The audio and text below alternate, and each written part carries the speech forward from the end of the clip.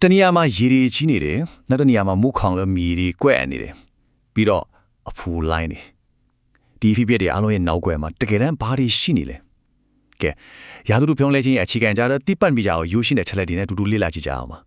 ကောင်းပြီအရင်ဆုံးအရေးအကြီးဆုံးအချက်တစ်ချက်နဲ့စလိုက်ကြရအောင်ဒီမှာကြည့်လိုက်ရင်18ခုနှစ်ကလေးကမှတ်တမ်းတွေရကဘာကြီးရဲ့အပူချိန်ဟာငင်းလို့မရအောင်တက်လာနေတာကိုတွေ့ရမှာပါဒီပေါ်ကိုတက်နေတဲ့မြင်ကွဲကအငင်းကွာနေရမရှိတဲ့တက်လေပါပဲဟုတ်ပြီဒီလိုကဘာကြီးပူနွေးလာတယ်ဆိုတာက graph ပေါ်ကကိန်းကနန်းတစ်ခုတည်းမဟုတ်ပါဘူးเนาะဒါကကျွန်တော်တို့နေ့စဉ်ကြားနေမြင်နေရတဲ့သတင်းတွေရဲ့ခေါင်းစည်းတွေပါပဲ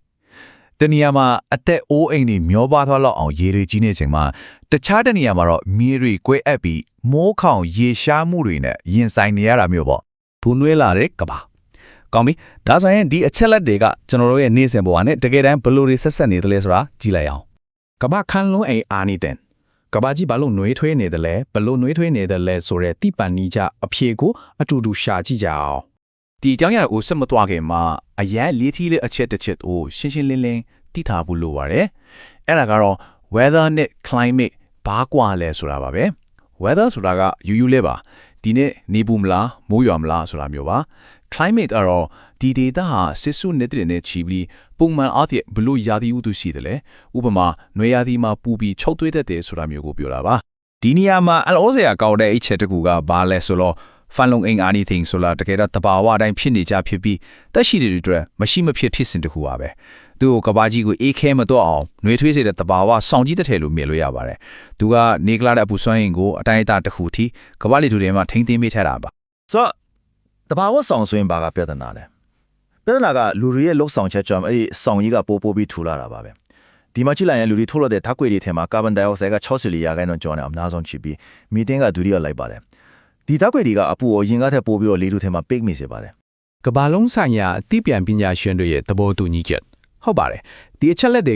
ကသိပြန်ပညာရှင်တယောက်နဲ့ရဲ့အမြင်မဟုတ်ပါဘူးဆယ်စုနှစ်တွေနဲ့ချီပြီးသုတေသနလုပ်ပြီးမှရလာတဲ့ကဘာလုံးဆိုင်ရာသဘောတူညီချက်တစ်ခုပြပါတယ်ဒီလိုသုတေသနတွေကိုဥဆောင်နေတဲ့အထူးအဖွဲ့အစည်းကတော့ IPCC ပါသူတို့ဟာရာသီဥတုပြောင်းလဲခြင်းနဲ့ပတ်သက်တဲ့သိပ္ပံပညာရပ်တွေကိုအကယ်ဖြတ်ဖို့ UN ကဖွဲ့စည်းပေးထားတဲ့အဓိကကျတဲ့နိုင်ငံတကာဖွဲ့စည်းတစ်ခုဖြစ်ပါတယ်ဒီ timeline ကိုကြည့်လိုက်ရင်ဒီကိစ္စဟာမနေ့တနေ့ကမှပေါ်လာတာမဟုတ်ဘူးဆိုတာရှင်းရှင်းလင်းလင်းမြင်နိုင်ပါတယ်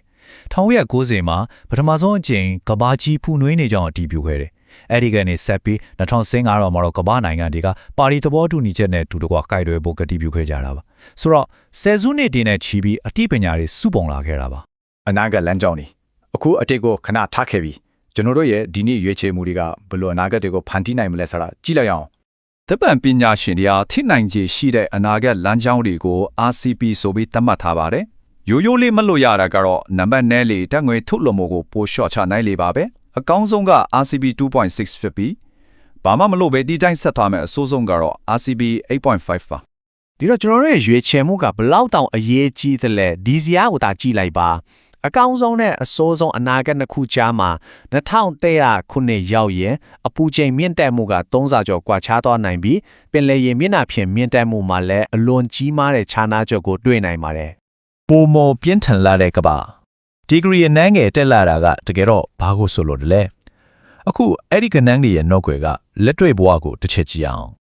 IPCC ကဒီပုံကတော်တော်လေးရှင်းပါတယ်အပူချိန်10 degree centigrade တက်လာတိုင်းမှာအရင်ကဆယ်စုနှစ်တစ်ခါလောက်ပဲကြုံရတဲ့အပူလိုင်းမျိုးဟာဘလောက်အထိခဏခဏဖြစ်လာနိုင်မလဲဆိုတာကိုပြနေတာပါပိုပူလာယုံတင်မကပဲအစွန်းရောက်တဲ့အဖြစ်အပျက်တွေရဲ့အကျဉ်းရင်ပါပိုများလာတာကိုတွေ့ရမှာပါဒီအချက်ကတကယ်ကိုစဉ်းစားစရာပါကမ္ဘာကြီးသား4 degree centigrade ပူနွေးလာခဲ့မယ်ဆိုရင်အရင်ကစနစ်မှာတကားလောက်ကြုံရတဲ့အပူလိုင်းမျိုးကိုနှစ်တိုင်းနီးပါးကြုံတွေ့ရနိုင်တယ်လို့ဆိုပါတယ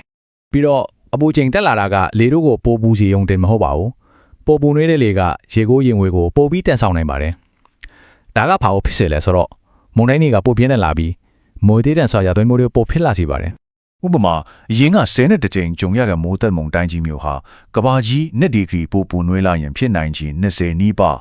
4 degree ပိုပူနွေးလာရင်30နီးပါးအထိပိုများလာနိုင်တယ်လို့ဒီအချက်လက်တွေကဖော်ပြနေပါတယ်ဆိုတော့နောက်ဆုံးအနေနဲ့ဒီမေးခွန်းလေးနဲ့အဆုံးသတ်ချင်ပါတယ်ရှေ့ဆက်ရမယ့်လမ်းကြောင်းတွေကရှင်းလင်းနေပါတယ်ဒီနေ့ကျွန်တော်တို့ရဲ့ရွေးချယ်မှုတွေကမနက်ဖြန်ရဲ့ကဘာကိုပုံဖော်နေတယ်ဆိုရင်ကျွန်တော်တို့အားလုံးအတွက်ဘယ်လိုအနာဂတ်မျိုးကိုရွေးချယ်ကြမလဲ